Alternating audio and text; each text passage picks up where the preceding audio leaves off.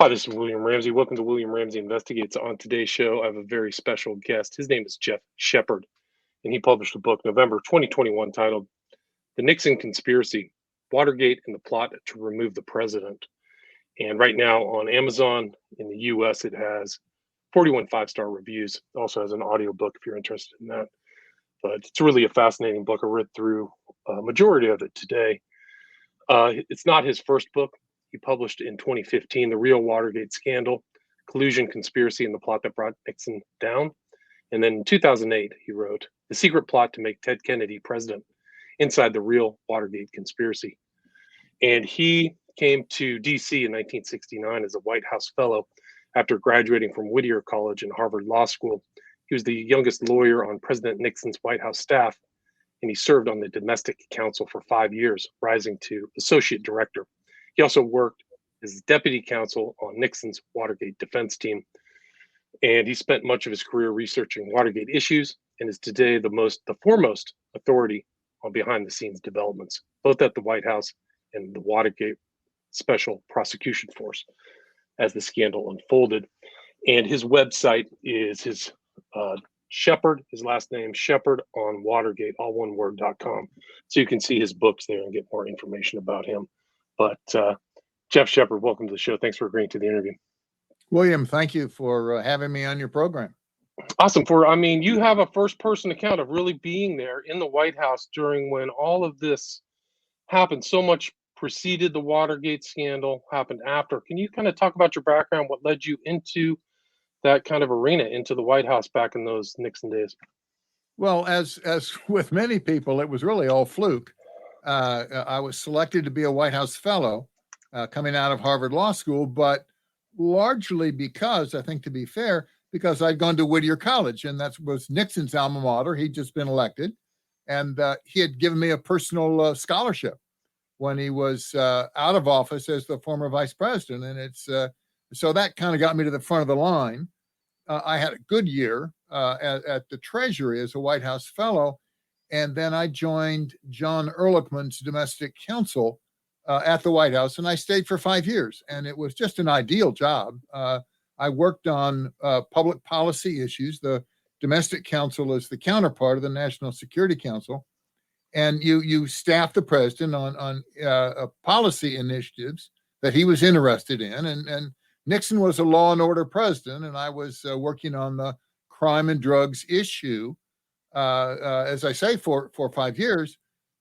Toward the end, I also had a place on his Watergate defense team, and I was deputy counsel. And in that regard, I transcribed the tapes. I ran the document rooms holding the seized files. I briefed the counselors on Watergate issues. So I was intimately involved. And I knew everybody on the White House side. I'd been working with them that figure prominently in Watergate. It all ended badly, William, as you and your listeners know. Nixon resigned in disgrace, and 24 members of his administration were convicted and imprisoned. It remains, at least currently, the greatest scandal in American political history. What makes my contributions more recently so interesting, I think, is, of course, I knew what was going on behind the scenes in the White House is what we were trying to do. But I discovered 15 years ago that the records of the Watergate Special Prosecution Force were kept at the National Archives. They were technically government employees. And so this was something like learning 30 years later that you had access to the coach's playbook from the team that beat you in the state finals. And you knew what you were trying to do. You know the weaknesses of your team. Now you could read the weaknesses of their team. And what is astonishing is they wanted to win so badly, they cut a lot of corners and they kept records. They left a paper trail of the corners they were cutting. And over the course of about the last 10 years, I've uncovered memos that detail what they were doing. So I not only know what they were trying to do, I know where they got a little overly enthusiastic in their prosecutorial discretion. What really happened, to just clear it up for your listeners, 4 of the top prosecutors, when they left office, they took their sensitive files with them. So we didn't get the real inside information. And those files didn't surface until relatively recently. So Archibald Cox, the first special prosecutor, he took his files, and there weren't many, back to Harvard with him, but his top assistant, associate special prosecutor James Vornberg, who came from Harvard Law School with Archie Cox, he took all of his files, and they kept them until he died, and then they went through them and they took their sweet time, and they didn't become available till 2015. And I was the first to see them. I first to see both Cox's and Vornberg's. Leon Jaworski was the second special prosecutor, and the staffs had already been staffed up. He came in, kind of parachuted into the middle of a battlefield where the sides were already chosen. Nobody trusted him. He wasn't from the Ivy League like Cox's people. He certainly wasn't from California like many of the Nixon people. He's from Texas.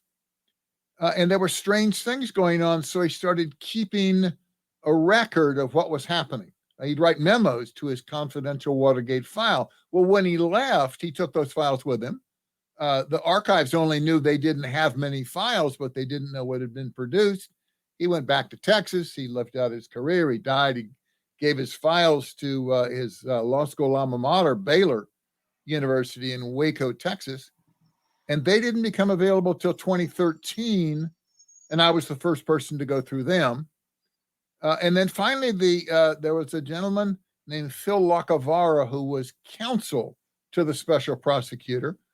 And Phil basically staffed, was the personal staff of both Archie Cox and then of Leon Jaworski. He did their memos. He primed them before they did events. And he took his files and he didn't give them to archives until 2020.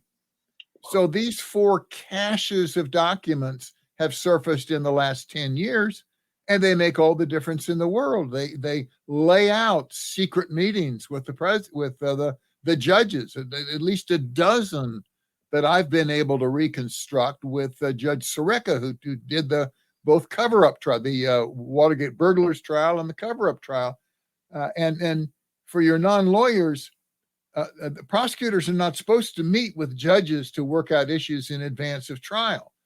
But Jaworski kept detailed memos on at least 4 of those meetings on what was discussed. And it's just appalling. You can't do that. The defendants deserved a fair trial. Most Americans would agree, William, that no matter how despicable the defendants, no matter how heinous the crimes, they get a fair trial. Right. Then we hang them, but at least they get a fair trial. It's enshrined in our Bill of Rights. But the Watergate defendants didn't get fair trials. All kinds of due process guarantees were omitted in the prosecutors' efforts to secure convictions. And my book, The Nixon Conspiracy, details all of that. Now, my first book, if I may, my first book from 2008 really details how the Democrats, particularly the Kennedy Democrats, took a third-rate burglary and flipped it, let the real instigators of the crimes go. They were real crimes. You understand? There was a real break-in. There was a real cover-up. But they basically let those people go in exchange for testimony against Nixon's top aides who somehow didn't think they were that involved. And so there was a real switcheroo. You may be watching a real switcheroo going on today with regard to the claimed insurrection, whether that was a protest that got out of control, clearly did, or a armed insurrection that was carefully planned by senior people. The second book, it came out in 2015, is really aimed at disclosing all of the memos and all of the documents that detail the lack of due process, the secret meetings with a judge, the suppression of evidence that would have been helpful to the defense, the rehearsal with Judge Sirica and the prosecutors of the steps they would take to enable him to name himself to preside over the trial. You can't pick your judge if you're a prosecutor. That's not allowable. If that material had come out in a timely fashion, any of the stuff I've uncovered, if it had come out 40, 45 years ago, those convictions would have been thrown out. Now, this last book, The Nixon Conspiracy, which is on sale now, it's kind of a 50-year review of everything we know that happened in Watergate behind the scenes. But there's an added bonus. It shows and focuses on what was done to President Nixon himself. And I didn't have this material when I did the earlier book, but I succeeded in getting the prosecutor's secret report to the grand jury and to the House Judiciary Committee, which they nicknamed the roadmap because it would lead to Nixon's impeachment and imprisonment. I got that unsealed by court order in 2018. And it's posted on NARA's website now. You can go read it. But if you know enough about Watergate and you read it, you can see the falsehoods and the misrepresentations they made to the grand jurors and they made to the House Judiciary Committee, but they made in secret. Those of us who were defending President Nixon had no idea what the accusations were. Now, people who are around today have a little different understanding of how impeachments work. But 50 years ago, when they sought to impeach President Nixon, it hadn't been done in 100 years. And it was pretty much agreed, two things. It wasn't clear that you could indict a sitting president. The law was not clear today. So the better path, if you wanted to get rid of Nixon, was to impeach. But you were going to need to catch Nixon himself committing a crime the equivalent of treason or bribery, which are named in the Constitution. Right. None of this soft stuff high like crimes and misdemeanors. No. Yeah, high crimes and misdemeanors. But you couldn't say, oh, he didn't buy enough postage for the White House mail, so that's a misdemeanor. That wasn't going to work. You needed to get Nixon with his hand in the cookie jar. And the special prosecutors said, we got you. We understand that, and we got him. We can nail him. And we can tell you what he did. He personally approved the payment of blackmail to one of the Watergate burglars. And we can tell you when he did it. He did it on the afternoon of Wednesday, March 31st, 1973. Now, that date is specific. It flows throughout their whole case. And it's not unlike today, the famous date of January 6th. You know, there's some considerable question of what happened. But whatever happened on that day. Well, to the special prosecutors in Watergate, that was the key date. We knew this. That's the date John Dean went in to see Nixon. And in what's called the cancer on the presidency conversation, he says, I've asked to see you because you're going to be called upon to make some decisions and you don't know what's been going on. But there's a cancer. There's a cancer on the presidency. It's growing. It's mutating. And we're being blackmailed. And then he explains what people have committed perjury. And one of the Watergate burglars wants to be paid off. And the meeting goes on for an hour and a half. We have the tape. I transcribed the tape. I know what it says. This is not Nixon's finest moment because as any good lawyer, he explores all kinds of possibilities. What if we paid him? How much would it cost? What if we did it to buy time? But one theme that runs throughout, Nixon knows the truth is going to come out. The issue is, how do we address it? And the answer on that tape at that meeting that clearly ends at noon is we need to get John Mitchell down and decide what to do.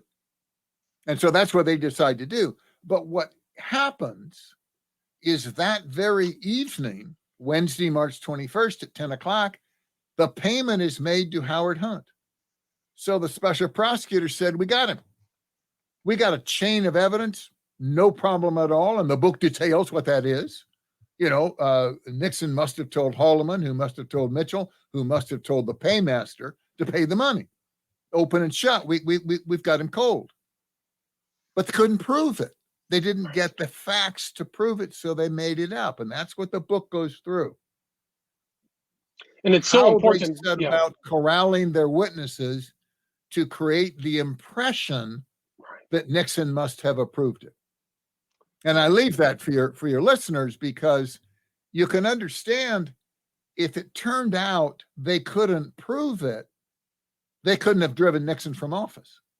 Right. But so Nixon didn't know. It was a kind of a bluff. I'm sorry, go ahead. It was kind of a bluff.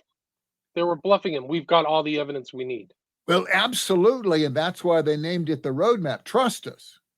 We know. Now, if you print the roadmap out, it's 48 pages.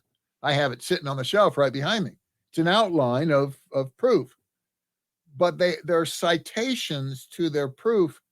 And if you print out the citations, it prints to 2 reams of paper. Nobody was going to read the citations. They took the assertions in the outline at face value. But I went through after 2018 when this stuff came out, and I followed through all those citations, and it's not there, William. There's this great line in one of the Sherlock Holmes. Right, so important.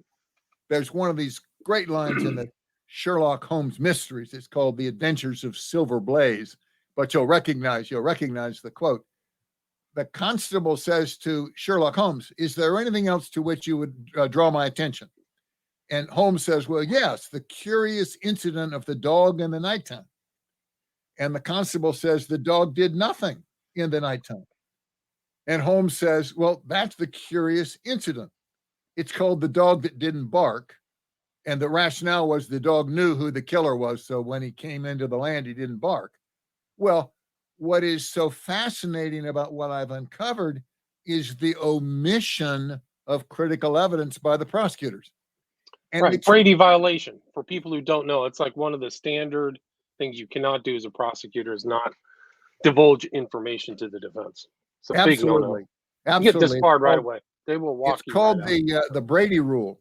The prosecutors have incredible discretion and incredible power and investigative authority and all that, but they have rules. It's not win at any cost. And one of the rules, if they discover information that is helpful to the prosecution, helpful to the defense, they have to disclose it. It's supposed to be a fair fight.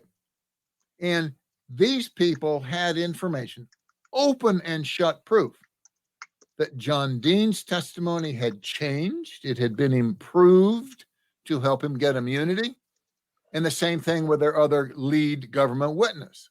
And I document all that and go through that in my book too, but they didn't disclose.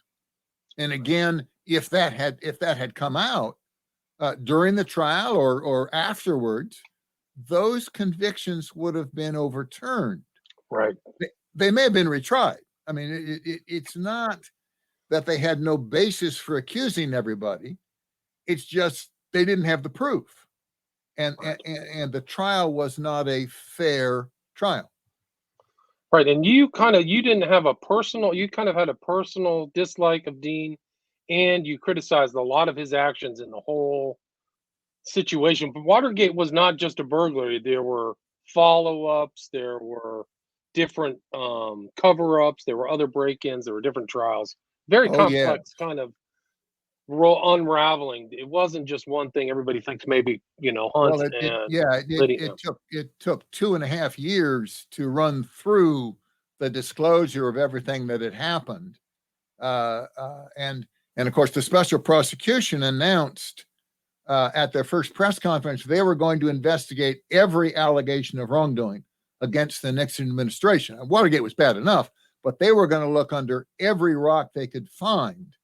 So that went on and on and on. And you sorry to interrupt, but you also make analogies or similarities between Trump and this whole situation. You said if Trump would have been done good to read this book or your information prior to 2017. I think you said Well, that in the you intro can, to the second chapter. Yeah.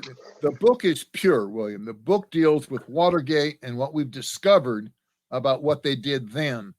But the comparisons just jump right off the page. There is an effort to get Trump at the federal and the state level, no matter what. Let's investigate everything he did. I mean, within the last week, the New York people want to say he overvalued the real estate in applying for a loan. That's a crime, and we're going to prosecute him for that crime. And it's ludicrous. It is they can prosecute ludicrous. every landowner on earth. Everybody that borrows, the highest landowner possible. Now, it's not in my book because this stuff wasn't there then, but in Nixon's house out in San Clemente, the Secret Service went through it and they made certain demands. Certain cushions had to be made out of fireproof material. The possibility of tripping had to be reduced. The flagstone had to be reset.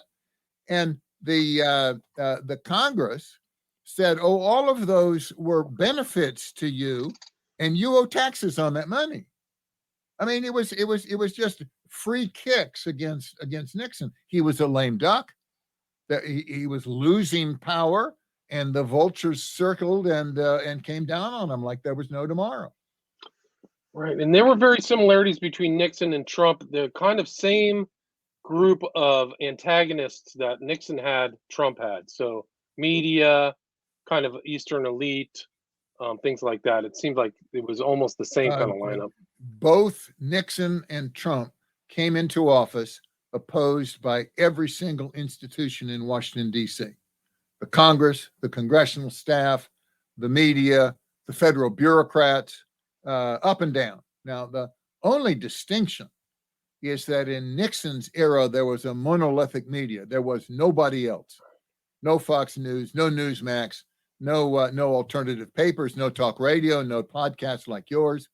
No way to get the other point of view out. So most Americans who know anything about Watergate, they got it from the Ervin Committee hearings, which were as one-sided as the January 6th hearings are going to be if they get around to public hearings. Or the impeachment, or Trump's impeachment, all one-sided. I mean, it's the same thing. We've seen this movie before. Right. The Ervin Committee, this is really interesting, and it's developed in the first book. The Ervin Committee was created by a vote of 77-0. Well, that's an odd number coming out of a Senate of 100 people. And what it means is 23 Republicans abstained from voting because the Ervin Committee was loaded. There was going to be a majority of Democrats on the committee, so they'd win every vote. And they were only going to look at the last presidential election, no other elections in 1972, and no preceding presidential elections when Nixon and Goldwater were the ones who got screwed. So they didn't want any part of the Ervin Committee hearings. And then it turned out to be what I call a legislative trial. If you're indicted, you go into court, you have guarantees of due process from the Fifth and Sixth Amendments. The government has to put on its case through sworn testimony. The witnesses have to be subject to cross-examination. There are rules of evidence. Nothing like that exists on the Hill. The only person under oath is the poor witness. And they leak stuff and they accuse them of wrongdoing and everything else. And then the prosecutors come along afterwards and try to trip them up with charges of perjury. And if that's all you see, if that's your only source of information, it's no wonder everybody concludes, oh, it was a bunch of crooks. Now, one other thing has come out, if I may, that is really enjoyable. And it's on my website, but it's not in the book. And that's because I didn't discover it till after the book was at the publishers. And that is that after Watergate, the incoming Attorney General at the time, Ed Levy, established a group within the Department of Justice whose only mission is to review the discretion exercised by Department of Justice attorneys. As I said, they have so much discretion. And so this group is called the Office of Professional Responsibility. It's not the Inspector General. This is a little-known office who just reviews complaints of wrongdoing against Department of Justice attorneys. Well, I discovered the existence of that organization on October 3rd, a little over 3 months ago, immediately filed a complaint of the attorney conduct 50 years ago by the Watergate special prosecution attorneys, because they were Department of Justice attorneys. And I sent them all 3 books that are up on your screen. And I said, now, don't think this is too long ago, because these guys took their files with them and precluded any knowledge of their wrongdoing. And don't think they're which is probably dead. why they took their files with them, right? No question about it. Particularly the Jaworski files, just incredible. And of course, the sealing of the roadmap. It's amazing. It stayed sealed for 45 years, but the falsehoods and misrepresentations jump off the page. And then I said, don't think everybody's dead, because 17 of these special prosecutors did a column recently advocating Trump's impeachment and bragging about how they got Nixon, that they're positive we should be able to get Trump. So they're around. Didn't they dust off Dean too? Like, I thought he was making the rounds as well. So the past is present. Yeah. John Dean was the lead witness at the House Judiciary Committee's impeachment hearings when they first started. And this was supposed to be big stuff. And if you listened to it, 2 really interesting developments. It came out, Jim Jordan was cross-examining, and he says, I understand that you did wrong. You know, you were convicted, but you paid your debt to society. We get all that, but you don't know about anything that's going on today. And John Dean actually said, you got to listen carefully. He says, I never went to prison. And it's true. This was a setup. John Dean was sentenced to 1 to 4 years in federal prison, but he never spent a single night in jail. He was assigned to a witness protection program. He was housed at an Army base near Washington for the trial. And the week after the trial, he was set free completely. And Judge Sirica, in his book, says we did it to increase his juror credibility. You know, that's incredible. Here's the guy who ran the cover-up. He was Sirica was super dirty too, right? I mean, well, he was disbarred for destroying evidence, for encouraging others to perjure themselves, for embezzling money. He's the only person in Watergate who took money, $4,000 in campaign funds to pay for his honeymoon. And he ran the cover-up. So the prosecution and the judge decided they had to appear to be punishing him. But he was their lead witness against everybody else, and it came down to his word against theirs, and they wanted the jurors to believe John Dean. So they faked his internment and his prison sentence. And you talk to Americans today. I've been with some former prosecutors, and where you say, well, Dean never went to jail. And they said, that's impossible. He was a key person. The career prosecutors who broke the cover-up would not grant him immunity because they figured out he was so central to the wrongdoing. It was the Irvin Committee that granted him immunity, and they did so because they needed a hero. They were going to dump on Nixon.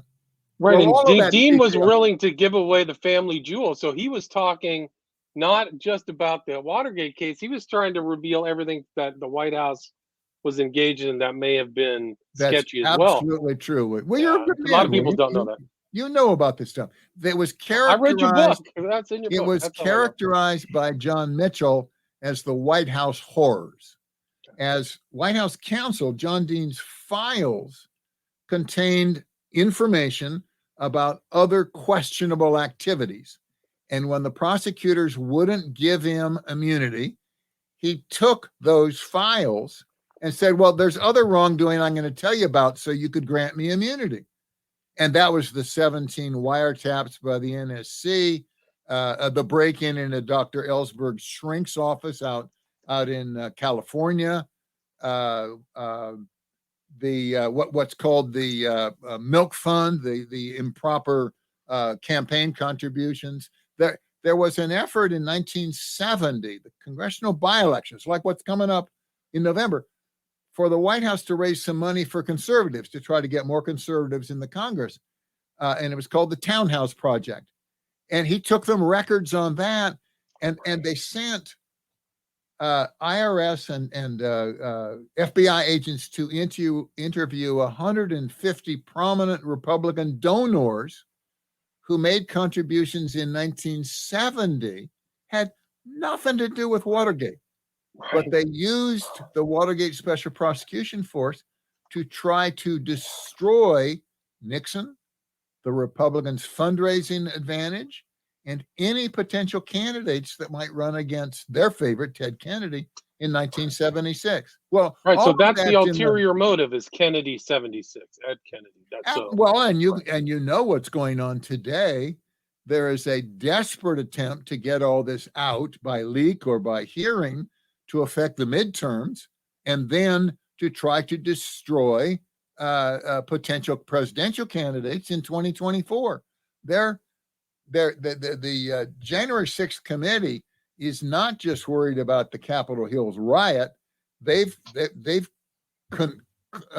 combined the rally down at the Washington Monument. If you went to the rally, you must have committed some kind of wrongdoing, and then the planning for the rally.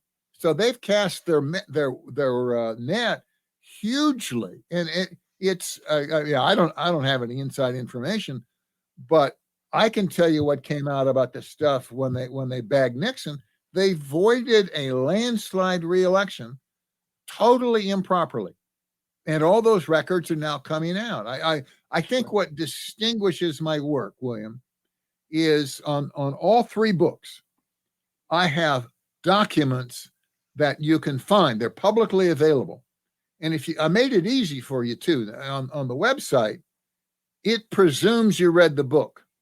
But then if you go up under where it says the books up there on the top, go back up to the top. See, it says the books. Okay, right there. Hold right there. I reproduce all the links to all of the embarrassing documents. It makes it very, very easy for you to find. Most of them are available at the National Archives. Now, I've been writing on this stuff, publishing books since 2008. Nobody has ever challenged the accuracy of the material in my book.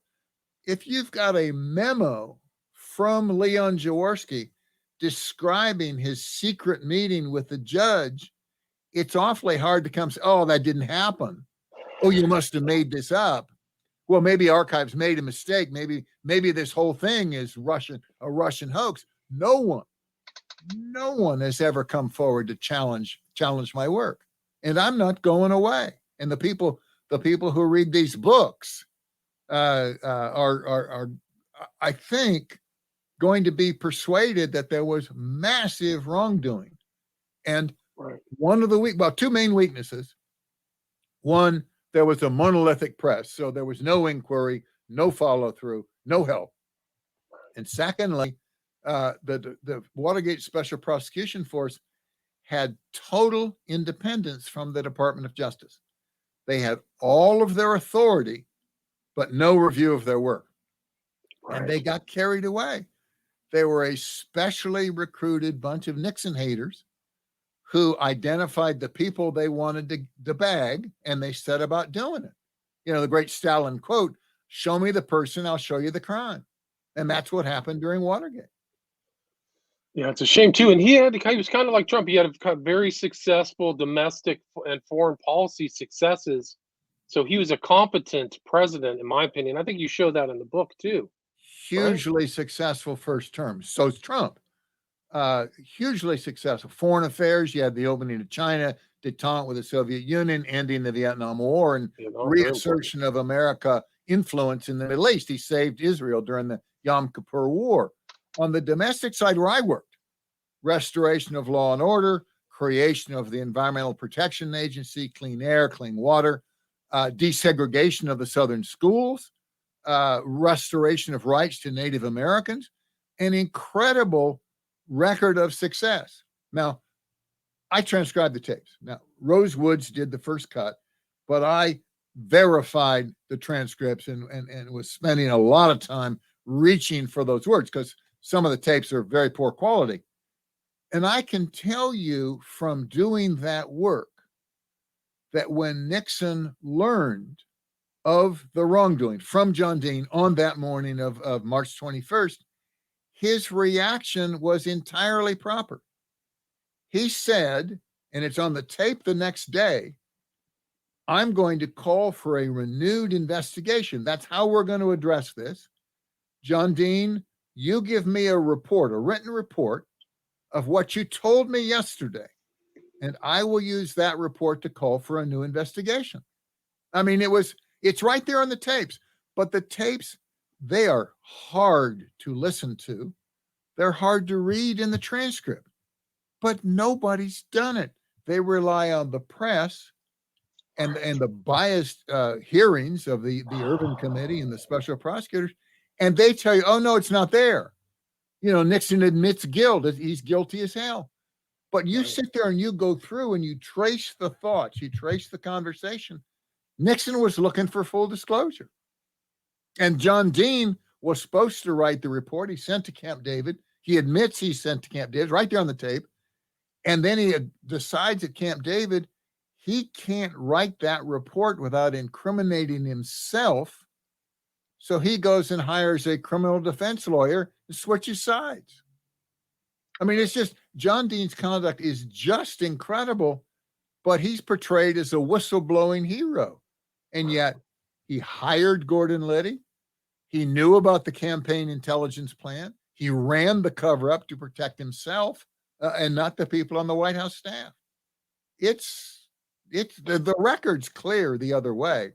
It's just getting people to understand it. And the books and the website go a long way toward doing that. Oh, let me finish the complaint of attorney misconduct. The Department of Justice has to conduct a full and thorough investigation of my many allegations of wrongdoing and render a report. Now, I filed that 3 months ago. I'm waiting, and I'm begging for them to let me come down to the department and present the proof. What do you think your odds are of that actually happening? Them following? Well, I think they're rather nil. But I'm Okay. not gonna quiet down. I'm not gonna go away. The record is there. If they get into it, if they let me come and explain what I found, they're going to be hard pressed not to do something. I mean, it's so clear. I'm biased, but it's so clear. The wrongdoing, the memos are so precise. You really don't know which is the bigger surprise, William, that the prosecutors cheated. I mean, they were all Nixon haters. Of course, they were going to cheat, but they kept a record of their wrongdoing. Right. And I got the record. That's the difference, right? I got the and record. you were there in '74 when Nixon left the White House. Like, you were really part of all those. Ehrlichman hired you. You knew all those characters. John Ehrlichman hired me. I think he's one of the finest people I've ever met.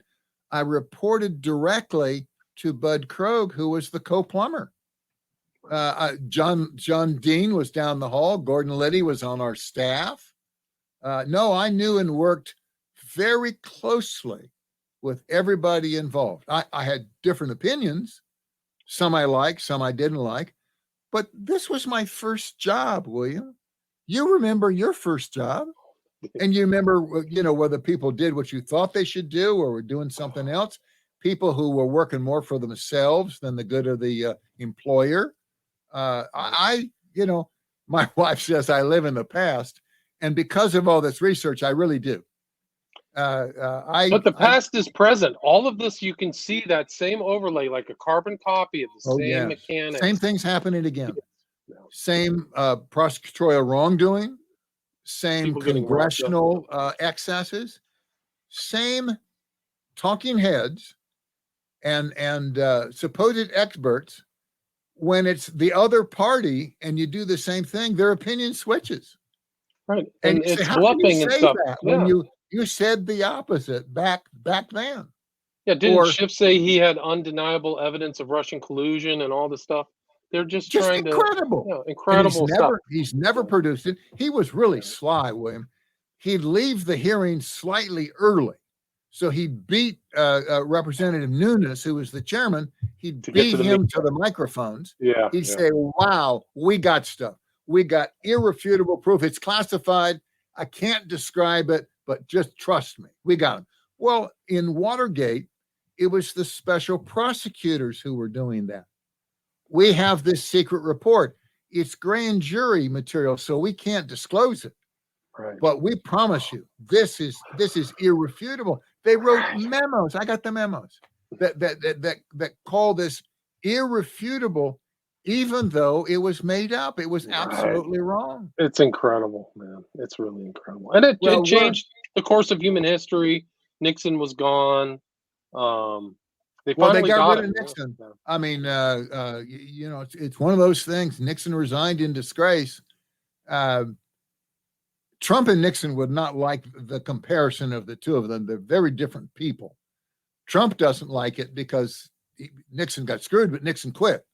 And Trump said he would never quit. And I believe that. I don't believe he would. Nixon quit because he couldn't figure out why everybody hated him, the prosecutors and the Hill, because of the secret allegations. And his own party told him they were just going to get shellacked in the midterms if he stayed in office. So he really resigned for the good of the party. Nobody else believes that. Everybody, they hate Nixon. They say there were other reasons, but that's why he stopped. He would have kept fighting. It's possible the truth would have come out if he had kept fighting. I just don't know. It's one of those unknowns. We can't go back and undo. But just so your listeners know, there's 3 other developments. We did a play off Broadway this past summer called Trial on the Potomac. That's on my website too, which is the imaginary impeachment trial of Richard Nixon that he might have gotten if he hadn't resigned. And the only change, scroll down on the homepage. You're right on the homepage. Sure. Yep. There, back up to there. It is. Gotcha. Trial on the Potomac. And the only difference is the stuff I've uncovered more recently comes out at the trial. And the audience is treated like United States senators, and they get to vote on the way out.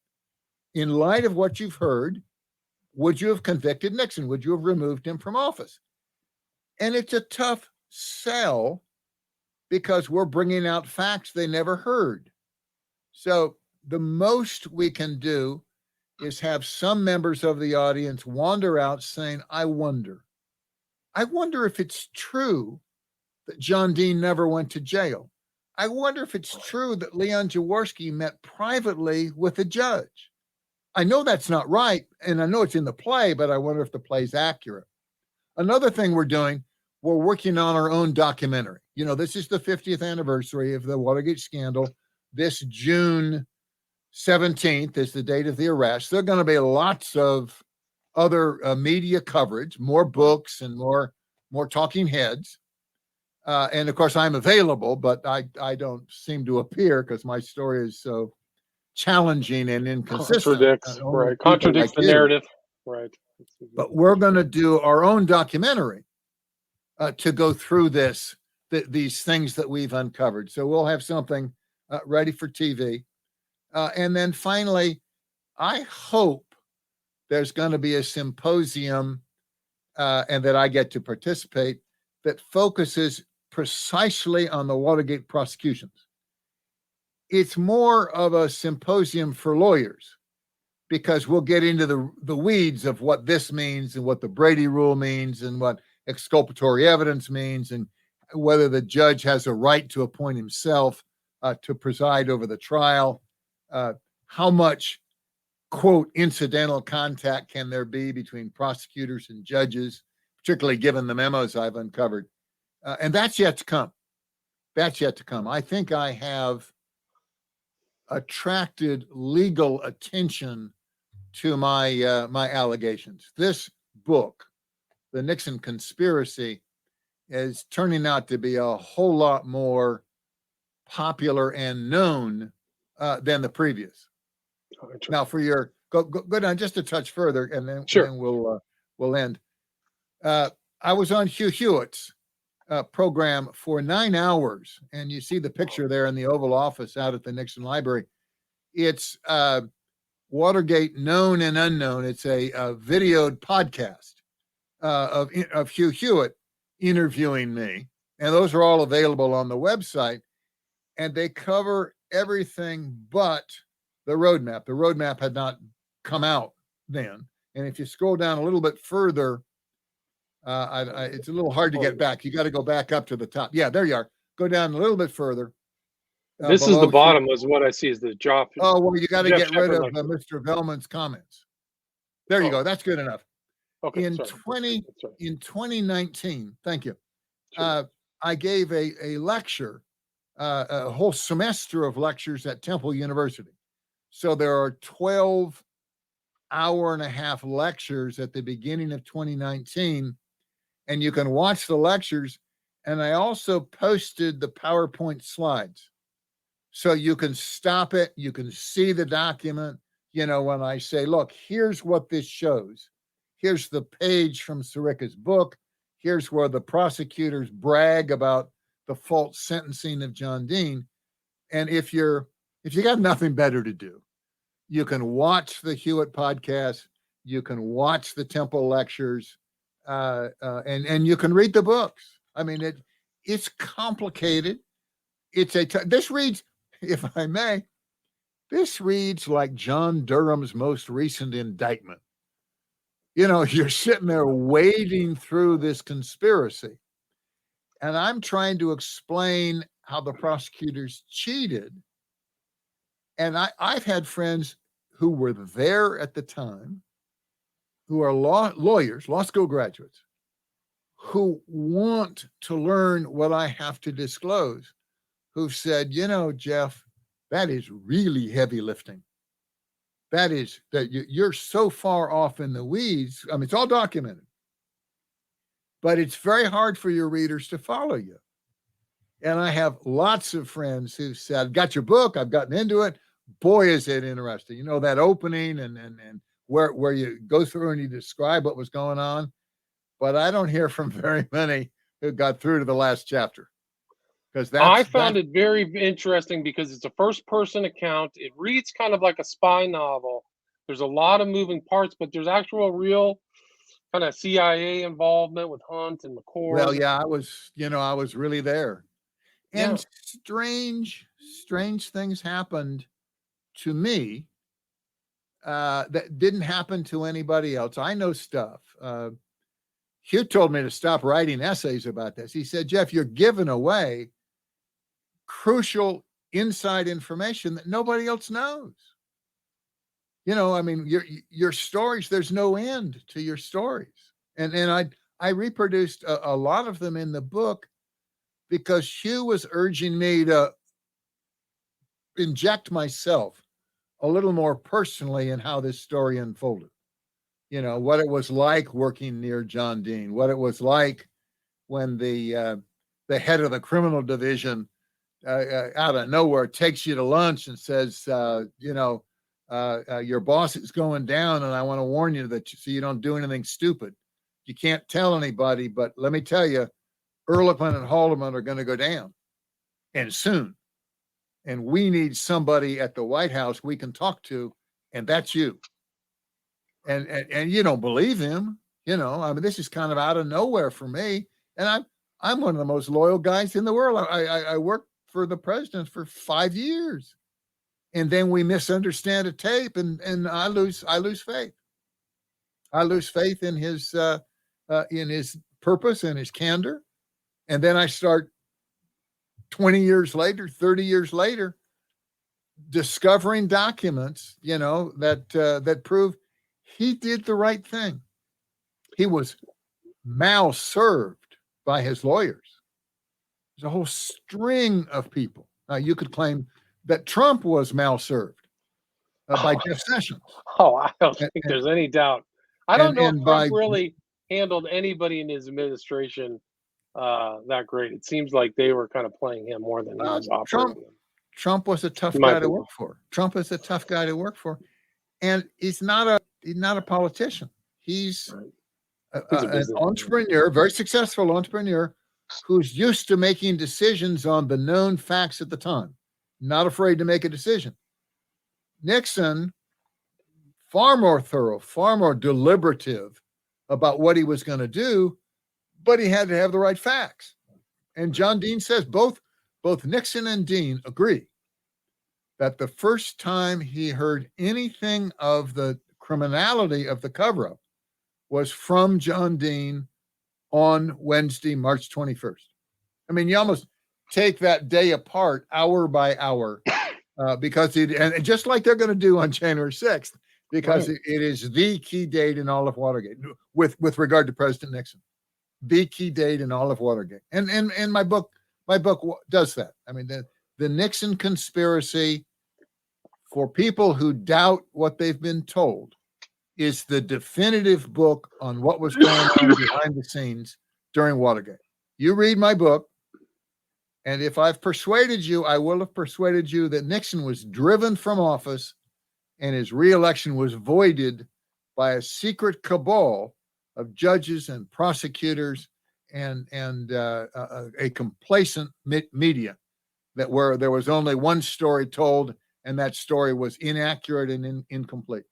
Right. If not complacent, if complicit, right? So they're in on the scam. I mean, you don't see a lot of stuff that happens in Washington where a lot of these politicians, they're hanging out with the media people. Oh, they have close personal relationships. Yeah.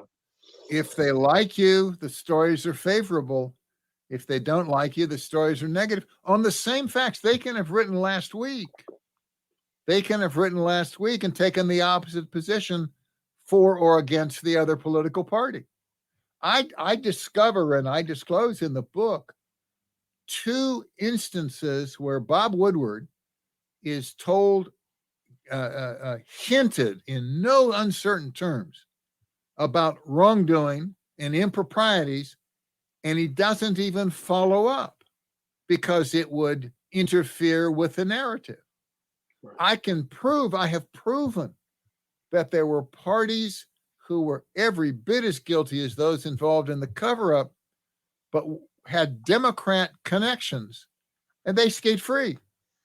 And the Watergate Task Force urges uniformly that this particular person, Howard Hunt's lawyer, should be indicted.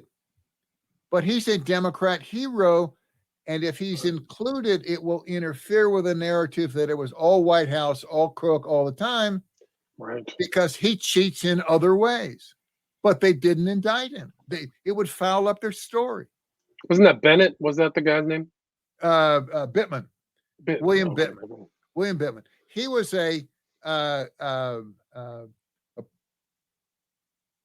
he did Lyndon Johnson huge favors, and Leon Jaworski was a protege of Lyndon Johnson.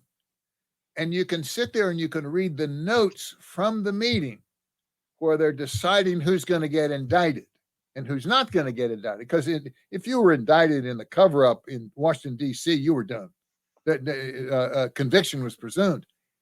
And the person presenting the case for indicting Bittman is mocked and ridiculed and told that she won't make a good criminal defense lawyer. And just before, in the same meeting, a very weak case is presented against Chuck Colson. And Jaworski says, I'm familiar with the facts. I've met with Colson. I've met with his lawyer, and it's a close case. But I'm willing to sign the indictments because I'd like to bag him. You know, I really want to take him down off the shelf. And I'm convinced, another set of notes, these are in the notes. It's incredible. He is so scared he's going to plead guilty to a plea deal, so we won't have to prove the case. I don't care how weak it is. I want to get him. I mean, just you can't have prosecutors do right. that. It's totally an objective kind of application of the law. It's incredible. I mean, the story is really incredible, and I think that's the timeliness of this book. People should read it, or let's get the audiobook so that they can see some of these same kind of blueprints or plays. Yeah. It will, knowing what happened in the past, knowing the corners that were cut, documented, will scare them to death about today. if that's what they were able to do and able to get away with, and we see what's going on, we don't know what's going on behind the scenes, but we see what's been done with abuse of power. Right. And it's always about power, William. People who have it don't want to give it up. That's the deep state. That's the federal bureaucracy. That's this Congress and this administration who are terrified of the upcoming election. And they're willing to do anything to preserve their control of the Congress and their control of the executive branch.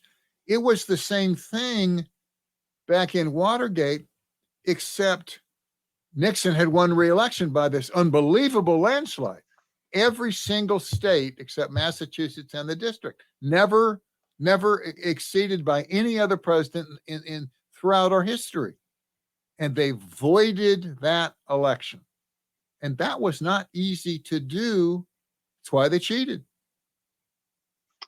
Right. And I mean, it's kind of almost like the so-called insurrection or whatever. There's a lot of deep state stuff going on that date. But also, I think you wrote in your book that the DNC or the Democrats may have known or been informed that the break-in was taking place. So somebody may have leaked something to them, and they had already started preparing their cases. So there's some real dark stuff. They had been tipped in writing of this potential break-in. They didn't know when, but they knew it was coming. And so did the CIA. The CIA knew wrongdoing was planned, and they didn't do anything to alert Nixon or to stop it. And that's all coming out, but it didn't come out for the American people during the hearings. There was only one side shown during the hearings. Hunt was not some kind of wet behind the ears intelligence operator. He was the head of the CIA's office in Mexico City, a very important office. I think in the 50s, he goes way back. He was the mysterious Eduardo who basically supervised the preparation of the Cubans for the Bay of Pigs invasion. That's how he got the Cubans to conduct the actual Watergate break-ins, because they so trusted Eduardo, a career CIA operative, field operative. Right. And operations. Gordon Liddy was a career FBI agent. And the combination was absolutely lethal. And I mean, I blame Liddy for bringing Hunt in, but it brought down the presidency. That's where it all started. It was a little kind of, avalanche. It just grew into never been shown that Nixon or Haldeman or Ehrlichman ever met with Liddy or Hunt. They were down the food chain. And they were literally in the plumbers. They were in like the basement. That's how they got their name, right? Yeah. Well, they were supposed to fix leaks, and their original office was there was only room for them down in the basement, and their exposed pipes. I was down there once. I was Bud Krog's deputy, and Gordon Liddy was on the staff. If you read his autobiography, he says when he first got there, I was assigned to show him around. And Bud Krog, his life was ruined. Disbarred, lost job. Lost his marriage, lost his license to practice law. No, he took a real fall. Gordon got punished. I don't mean to suggest Gordon got off scot-free. He spent 5 years in jail. But John Dean, who recruited Gordon, who supervised Gordon on the preparation of the campaign intelligence plan, who was at the meetings where this plan was presented to the Attorney General of the United States, John Dean skated scot-free. Scot-free. And Jeb Magruder got off almost as lightly. It's just the prosecutorial abuse is awesome. Yeah, it's incredible. And you see this law abuse, lawfare. The government can do it and try to make it look ethical, and a lot of times, in my opinion, it's not. So, you got to really be careful. What you're brought down to, William? How do you present it? How do you prevent this happening? There's every temptation in the world to do this. And one is you don't specially hire an independent team of special prosecutors. You use career guys like is going on with Durham. Right. You have the checks and balances and all the experience as well. Hoax and all that. Yeah. He's taken too long, but he's thorough. And you have them report into the Department of Justice. You can have a special prosecutor, but they report the way it's organized today into the deputy. We fixed the court. The church committee discovered that for the previous 40 years, the government through the FBI or the CIA had been breaking into Americans' homes and offices in search of treasonous materials in the name of national security. And the court started to wonder about that, but the Department of Justice said, we can't go take a chance on one of 800 federal judges trying to convince that judge, who may not even have a security clearance, of the importance of having a mobile wiretap on this particular guy in place this afternoon. But we came up with a FISA court, and that's about as good a compromise as you could get. It was put into effect after Watergate, after the church committee. So there is a judicial review, but it's specially selected judges. The other thing, and there's always struggle, always debate, it's not a happy situation. You've got to have a free and vibrant press. Yes. If the press doesn't challenge those in authority, all is lost. We've seen it now. Let me tell you, we saw it then. It was worse then because there was only one side with 3 networks, ABC, NBC, CBS, 2 national papers, 2 influential papers, the New York Times, the Washington Post, 2 national weekly news magazines, Time and Newsweek, and that was it. Nobody else to show another point of view. Today, you can find the other point of view. You can find the much sought after diversity of news sources, but you couldn't find them back then. And that's helpful today.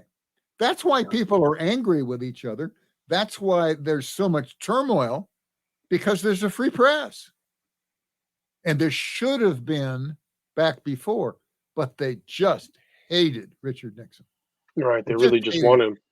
Geoff, we are at 60 minutes. Is there something where I think that we should direct people to go get the book. You said that you have hard copies at a different site, right?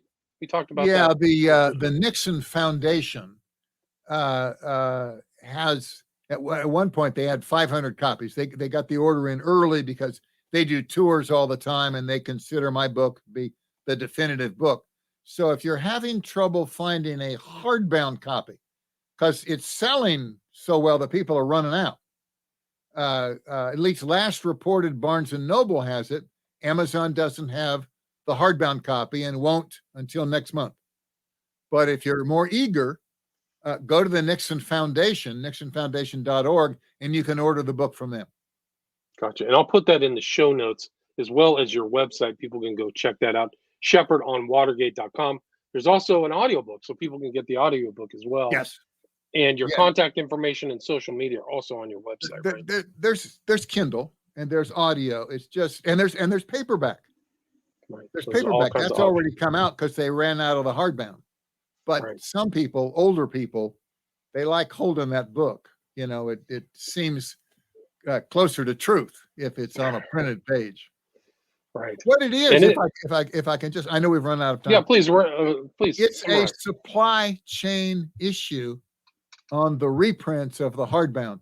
They've run short of printing paper, and they use better paper in the hardbound edition.